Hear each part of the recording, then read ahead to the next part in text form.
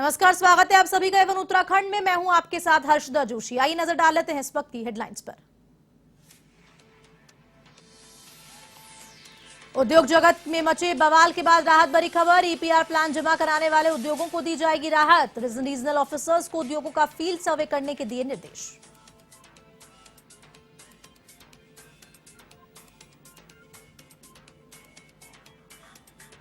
आगामी चुनावों के लिए उत्तराखंड बीजेपी की तैयारी तेज। डोर टू डोर नहीं, अब डोर टू हाउस मिशन पर काम करेगी भाजपा। पार्टी ने 51% वोट शेयर कर रखा लक्ष्य।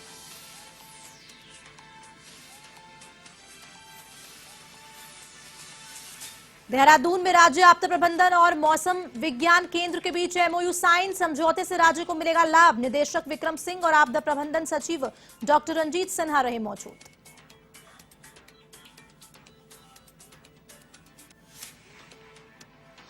ज्वालापुर कोतवाली इलाके में अगवा हुए बच्चे को पुलिस ने किया सकुशल बरामद। 7 आरोपियों को भी किया गिरफ्तार। 2 आशा वर्करों ने 2.5 लाख रुपए में किया था बच्चे का सौदा।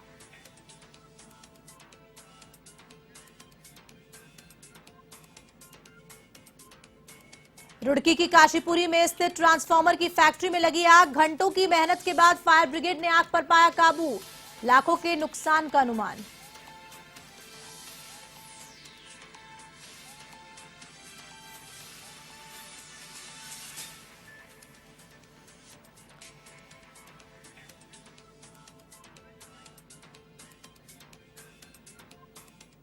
अब खबरें विस्तार से। प्लास्टिक उत्पाद से जुड़े 1724 उद्योगों की एनओसी निरस्त होने के बाद उद्योग जगत में मचे बवाल के बाद अब राहत भरी खबर सामने आ रही है। इस बीच जिन उद्योगों ने पंजीकरण के साथ ही ईपीआर प्लान जमा करा दिया है उन्हें राहत दी जाएगी, और जिन्होंने ऐसा नहीं किया और उद्योग चलते हुए मिले उनके विरुद्ध कानूनी कार्रवाई होगी। उत्तराखंड प्रदूषण नियंत्रण बोर्ड के सदस्य सचिव सुशांत पटनायक ने बताया कि इस संबंध में रीजनल ऑफिसर्स को भी उद्योगों का फील्ड सर्वे करने के निर्देश जारी किए गए हैं।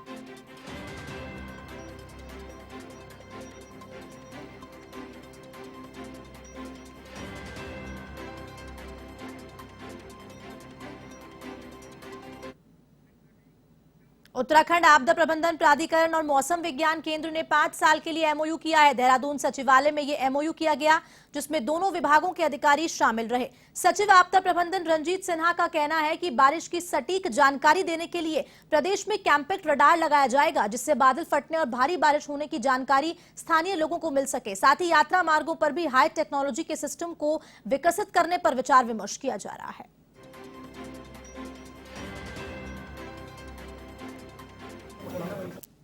स्टेट गवर्नमेंट की रिक्वायरमेंट है कि जनता को तत्काल अच्छी सूचना, प्रिसाइज सूचना, स्थान स्पेसिफिक सूचना मिल सके। आईएमडी को पूरे देश को देखना है। हम स्टेट गवर्नमेंट के अपनी रिक्वायरमेंट के अनुसार हम बजट व्यवस्था कर सकते हैं। हमें जितना चाहिए वो हम करने के लिए तैयार हैं। तकनीकी सहयोग न रहने के कारण हम कर नहीं पाते हैं। आईएमडी की जो अपनी कमियां हैं उसको स्टेट गवर्नमेंट पूरा करने के लिए तैयार है, और हमें ये जो रिक्वायरमेंट है हमारी उसके अनुसार आईएमडी काम करे यहाँ पे, और इसी के लिए हमने ये एमओयू किया है। तो इसमें 2 पहलू हैं, जैसे मैंने पहले भी बताया है कि एक तो जब लार्ज स्केल सिस्टम होगा तो उसकी जो फोरकास्ट वो बेटर होती है, क्योंकि वो उसका मतलब जो डायमेंशन वो बड़ा है और उसको कैप्चर करने के लिए सारे सिस्टम है। लेकिन जब वही चीजें स्मॉल स्केल पे होती हैं तो कहीं ना कहीं थोड़ा कैप्चर उतना उसमें नहीं होता, तो वो हम फिर नावकास्ट में उस चीज को कर सकते हैं।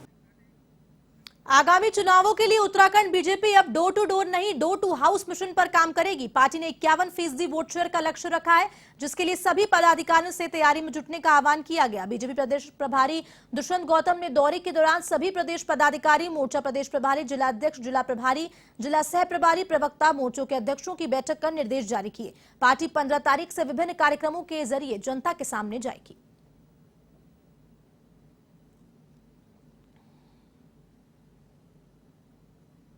देखिए, समय समय पर पार्टी के कार्यकर्ता, जनप्रतिनिधि बैठते हैं, संवाद, समन्वय, संपर्क रहता है। पार्टी अपने विधायकों के साथ में भी बैठती है, सांसदों के साथ भी बैठती है। निरंतर चलने वाली प्रक्रिया है।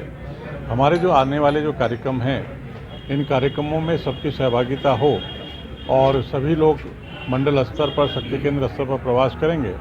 इन्हीं भावनाओं के साथ में पार्टी के जो कार्यक्रम हैं उनके साथ साझा करने हैं, क्योंकि लोकसभा चुनाव लोकसभा में जो चल रही है, अभी लोकसभा चल रही है, उसके तहत सभी सांसद उसमें व्यस्त रहें, इसलिए दिल्ली में उनका बैठना हो रहा है। यहाँ की बैठक में वो लोग नहीं आ पाए थे लोकसभा के कारण, तो एक सामान्य प्रक्रिया है। अल्मोड़ा शहर में निर्माणाधीन बस अड्डा मानकों के अनुरूप नहीं बन रहा है। पिछली कांग्रेस सरकार ने इसके लिए करीब 16.50 करोड़ का बजट स्वीकृत किया था, लेकिन वर्तमान सरकार ने बजट में कटौती कर सिर्फ 14.9 करोड़ की मंजूरी दी है, जिससे सिर्फ रोडवेज की बसों का संचालन किया जा रहा है। वहीं टैक्सी, केएमयू की बसों का संचालन भी अब मुश्किल है।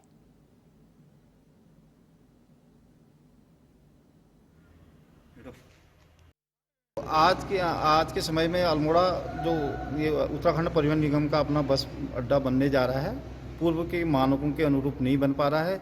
इसमें ये बहुउद्देशीय बस अड्डा बनना था और ये आज सिर्फ हमारे रोडवेज के उपयोग में ही आ पाएगा, जबकि इसमें संचालित होनी थी केमू की बसें, टैक्सियाँ और अतिरिक्त जो बाहर से आने वाली बसें भी थी वह भी संचालित होनी थी। लेकिन ये आज के पूर्व में दिए हुए बजट के अनुरूप नहीं बन पाया है और इसमें भारी कटौती कर दी है। हम चाहते हैं कि इसको जो पूर्व में सरकार की योजना थी उसी तर्ज पर इसको बनाया जाए। उत्तराखंड सरकार ने शीतकालीन विधानसभा सत्र के दौरान महिलाओं को 30% सरकारी नौकरियों में क्षैतिज आरक्षण देने का कानून पारित किया था, जिसके बाद समूचे उत्तराखंड की महिलाओं में भारी उत्साह देखने को मिल रहा है। बीजेपी प्रदेश कार्यालय पहुंचे मुख्यमंत्री धामी का महिला मोर्चा उत्तराखंड की तरफ से आभार जताया गया। महिला मोर्चा की प्रदेश अध्यक्ष आशा नौटियाल ने सीएम धामी को पुष्प गुच्छ देकर आभार जताया। उन्होंने कहा कि सरकार उत्तराखंड की महिलाओं को सशक्त करने के लिए प्रतिबद्ध है। इसी का एक बड़ा उदाहरण है कि मुख्यमंत्री पुष्कर सिंह धामी ने महिलाओं को 30% क्षैतिज आरक्षण से नवाजा है। तो वहीं बीजेपी की राष्ट्रीय महामंत्री दीप्ति रावत ने भी सीएम का आभार जताते हुए शुभकामनाएं प्रदान की। ने माननीय मुख्यमंत्री जी का पार्टी कार्यालय में आभार व्यक्त किया। इससे पहले भी जब महिला आरक्षण पे 30% आरक्षण पे विधानसभा में बिल पास हुआ था, उसी दिन पूरे उत्तराखंड में हमारी महिला मोर्चा ने माननीय मुख्यमंत्री जी का धन्यवाद किया। सभी जिलों में हमने कार्यक्रम किए और हम दिल्ली चुनाव में थे, हम लोगों ने दिल्ली में ही उनका धन्यवाद किया है, मिठाई बांट कर किया। आरक्षण महिलाओं के लिए उत्तराखंड की पहल से हुआ है। यहाँ की जो प्रदेश की नौकरियाँ होंगी उन पर, सरकारी नौकरियों पर, उसके लिए पूरे महिला मोर्चा ने, सभी महिलाओं ने मुख्यमंत्री जी का धन्यवाद किया इस पहल के लिए। और मुझे लगता है कि यहाँ पर जो भी बच्ची हमारी जो पहाड़ में पढ़ती हैं, जो यहाँ पढ़ती हैं, प्लेन में पढ़ती हैं, उनके लिए कहीं ना कहीं उनको एक चुनौती से गुजरना पड़ता है। और उनको इस चुनौती से गुजरना पड़ता है क्योंकि वो उनके पास दोहरा एक हमेशा दायित्व रहता है, घर पे भी कुछ ना कुछ उनका काम होता है। देहरादून में national union of journalist India के चुनाव संपन्न हुए, जिसमें वरिष्ठ पत्रकार संजय तलवार को निर्विरोध प्रदेश अध्यक्ष चुना गया। यूनियन के मुख्य चुनाव अधिकारी और वरिष्ठ पत्रकार ब्रह्मदत्त शर्मा की मौजूदगी में इसकी घोषणा हुई। इधर वरिष्ठ पत्रकार वीरेंद्र भारद्वाज को प्रदेश का महामंत्री नियुक्त किया गया। इस अवसर पर हिमालयन ट्रस्ट के CMD professor doctor Farooq Toon, medical college के प्राचार्य डॉक्टर आशुतोष सायना ने भी कार्यक्रम में पहुंचकर नवनिर्वाचित अध्यक्ष और महामंत्री को शुभकामनाएं दी।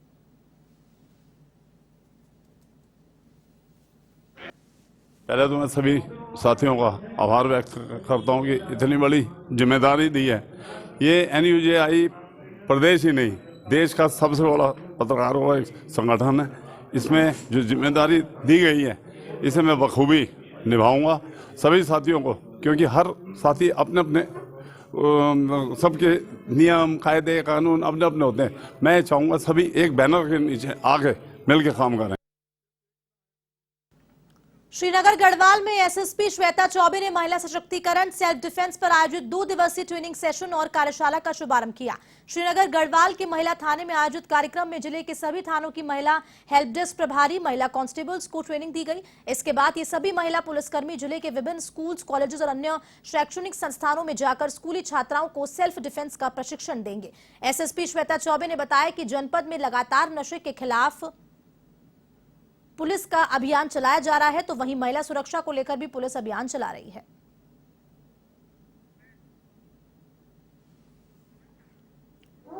न सिर्फ गौरव शक्ति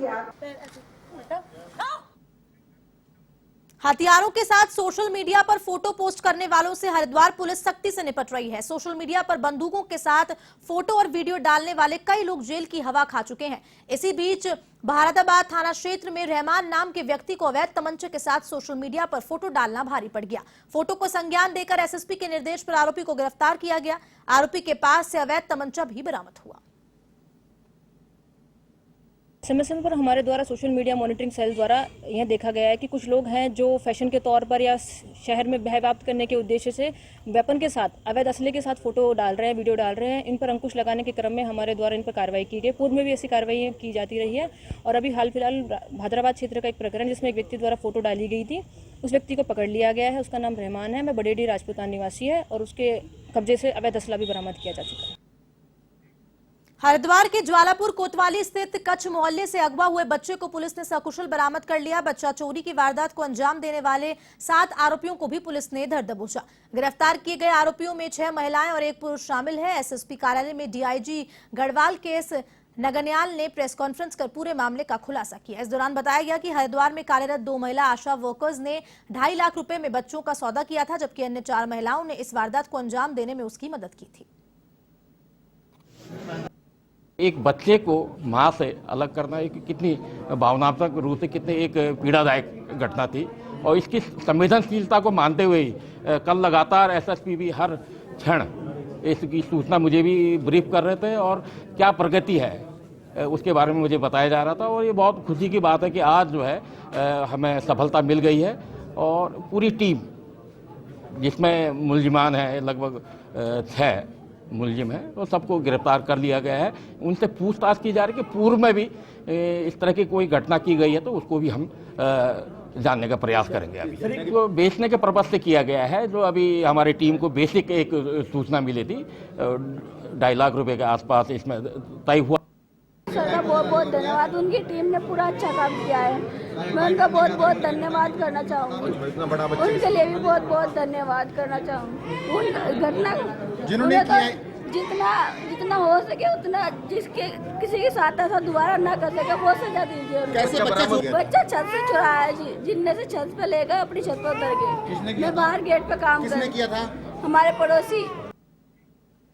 रुड़की की गंगनहर कोतवाली क्षेत्र की काशीपुर में स्थित ट्रांसफार्मर की फैक्ट्री में अचानक आग लग गई। फैक्ट्री के कर्मचारियों के द्वारा आग को बुझाने का प्रयास किया गया, लेकिन सफलता हाथ नहीं लगी, जिसके बाद फायर ब्रिगेड को सूचना दी गई और घंटों की मेहनत के बाद आग पर काबू पा लिया गया।